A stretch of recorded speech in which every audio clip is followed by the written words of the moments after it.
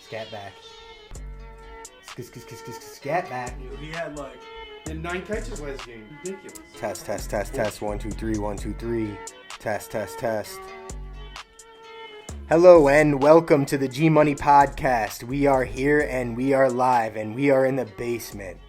We've been waiting for this day for a long time and we are here. This is episode number 1. We might as well go right into the COVID situation because that's very relevant today. I don't know why the narrative around COVID isn't like we just need to be healthier as a country. We need to eat better. We need to exercise more. I don't know why. Maybe that doesn't sell. Maybe that doesn't appease to the American people. But immediately I feel like that's the most easy thing to do. I think where the government is misstepping is that they think they can pull levers that'll decrease the spread of the virus.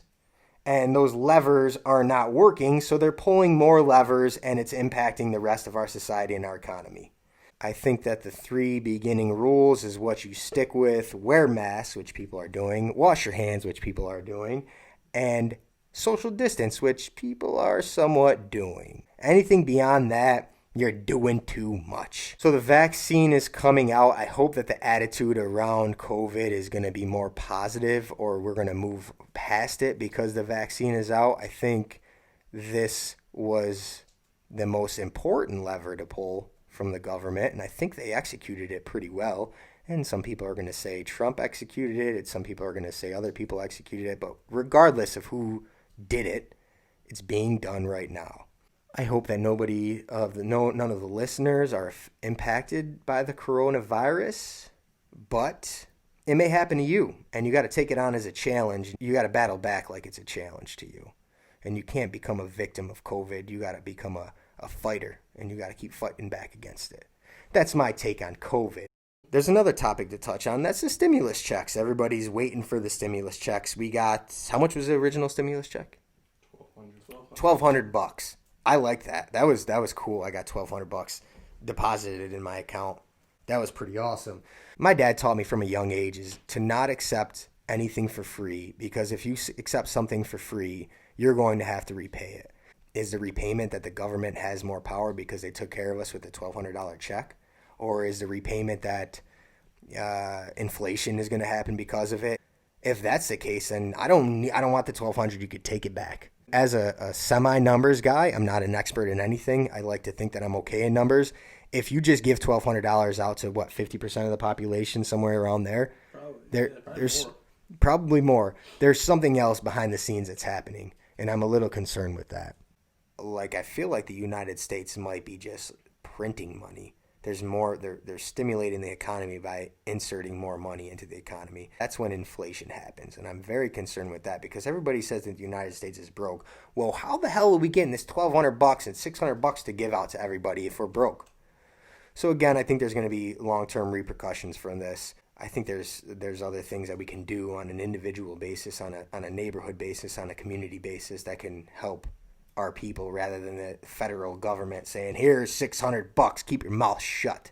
There's a part of me that likes the chaos because I don't know what we're going to be here on Earth for 90 years, something like that. That's a short amount of time when you think about the Earth's life. So if I'm going to be here for 80 years, I kind of want to experience a little bit of everything. I want to be out on the edges of everything. We should be thankful that we're here, and we're here on the G Money Podcast. And we're down in the basement right now, even though there's a pandemic rip-roaring through the economy. We're here, we're smiling, and we are live, ladies and gentlemen. Okay, let's transition to the Tom Cruise psychotic COVID rant, and we're going to play it live for you. Because they believe in us and what we're doing. I'm on the phone with every studio at night, insurance companies, producers, and they're looking at us and using us to make their movies. We are creating thousands of jobs, you I don't ever want to see it again. Ever. And if you don't do it, you're fired. And I see you do it again, you're gone.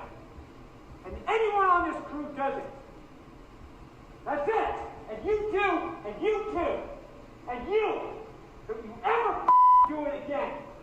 pretty much that for 2 minutes.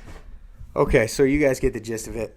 I don't give a shit what you do, how far you've come in life. You don't speak to people in that way. He has something going on personally in his life where he has something that's irritating him, or he feels like he's failed in some manner, and he is projecting that on his cast. Yes, okay, maybe they aren't following the COVID rules, but there's a different way to go about that.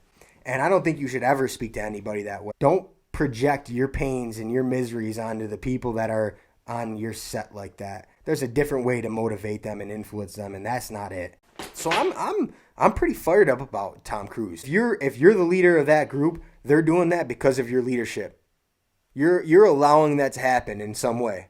You're allowing them to act in that manner in some way, and then you yell at them about it, which is another thing of leadership that I don't like. If you're a leader of an organization and they're acting out and they're disobeying or they're not productive, that's on you. That's not on them, that's on you. So take some accountability. I'm on your case, Tom. Come on the G Money podcast, get pressed. One time. What's happening right now in our society, specifically in the United States, is everybody thinks that communism and socialism is going to come and take over.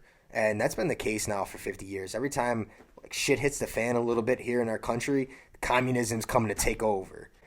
I don't think that's possible anymore. Maybe back in the 1960s, 1950s, that was possible, but right now it's not because of the side hustle. No. We got social media. The free market is stronger now than ever. There is so many different sources of revenue.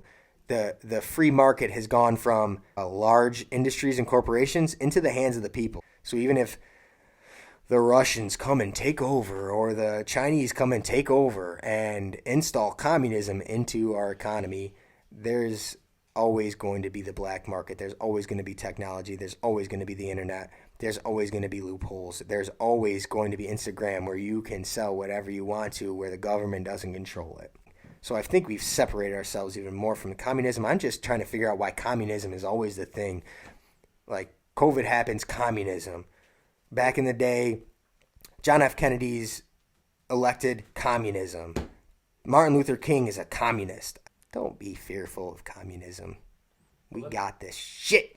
One of my ad ideas, this can generate some revenue, so bear with me here. Let me put this down. One of my ideas was to run ads on local businesses, because you don't really hear about those. When you're listening to podcasts, it's normally like the shaving guys, like the men's shave club or whatever, 20% off of that thing. Obviously, I don't partake in that. If anything, we got good ad people. Good ad readers. We got good ad readers here. Well, you never know when your company is going to get shot out, or your side hustle is going to get shout out. I'm also interested to see how the hell people make money off of podcasts. I think a lot of it is ad reads. The money comes from the ad reads. Yeah. We have bean bags hanging up right here. I wasn't going to speak about those, but we have bean bags hanging up right here. I found them in the back room. Hopefully it adds to the acoustics and absorbs some of the sound. But say, for example, I'm reading a bean bag ad. The bean bag company is paying me to read the ad, right? Yeah. It's like advertising. Yes. Okay. And there's a little discount, and it makes people go on the website and they purchase a bean bag, and hopefully they add something else to their cart and purchase that as well. It drives up the revenue for that bean bag company. And that's it. That's as simple as it gets right there. Yep. But they only advertise with people who have big followings. Exactly. The bigger the outreach. Yes. Okay. Someone who has an audience and people who do buy stuff, who follow what that person supports or endorses. Okay. That's what they're looking for. I'm a sucker for deals, so like if I'm listening to a podcast and I hear them talk about an ad that's interesting to me, I will go check it out, and then I'll end up wasting my money on something stupid. So it works. Okay. We're back from intermission. Everybody, thank you for hanging in there and listening to the podcast. We appreciate all the listeners. We're going to transition to a segment. Basically, we're going to go over some of the things that are trending on Twitter. So our first Twitter trending topic is, Joe. So on Twitter it says Bitcoin Meg. I actually seen this earlier. Meg the Stallion, the female rapper with the fucking amazing knees. is giving away $1 million worth of Bitcoin to followers. I'm not really sure what Bitcoin is. I'm not really sure what it does and what its value is. One Bitcoin is $22,000. A little more, actually, $22,500. Yo. Yeah, look. G Money 0.005. Podcast, we're giving out Bitcoins. If people can make money off of it, it is going to become legal, just like Bitcoin, where maybe its origination wasn't legal, but then people were like, yo, wait a second, we can make some money off of this. Let's make it legal. And here we are today where fucking, what's her name? Megan Thee Stallion? Yep. Megan Thee Stallion is giving away Bitcoins on social media. Go hit her up. Get yourself some Bitcoins. I'm not really sure what you can do with it. I'm not really sure what you can buy with it. But going at her, Megan Thee Stallion. Second topic here. James Harden, also known as Stocky Pippen nowadays. He looks like he's been spending a lot of time in the old steakhouse strip clubs, and he's unhappy in Houston, and he wants to get traded.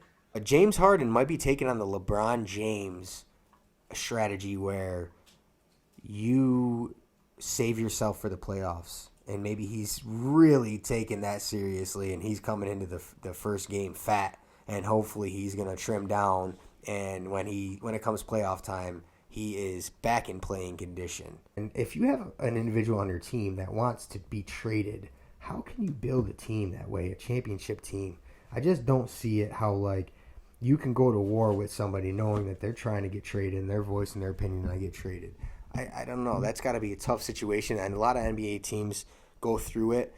But, man, you're looking across to the best player on your team and you know that he wants to be traded. That brings some wicked voodoo to your team that I don't think championship teams should have or do have.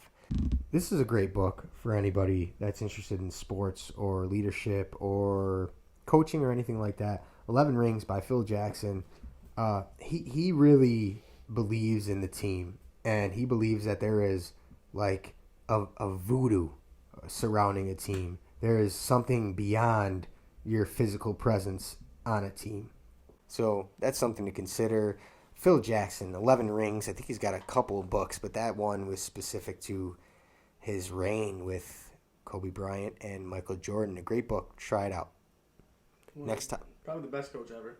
Probably the best coach ever. He did a great job in finding the best players, putting them on their team, and then installing that voodoo shit that worked for him. The Zen master. He did great with dealing with egos. He did great with dealing with egos because he was able to read people on an individual basis and see what made them tick and then put them all together on a team to make them win. He was incredible in doing that, and he was successful in doing that. Love that shit. Try it out. 11 Rings. Phil Jackson.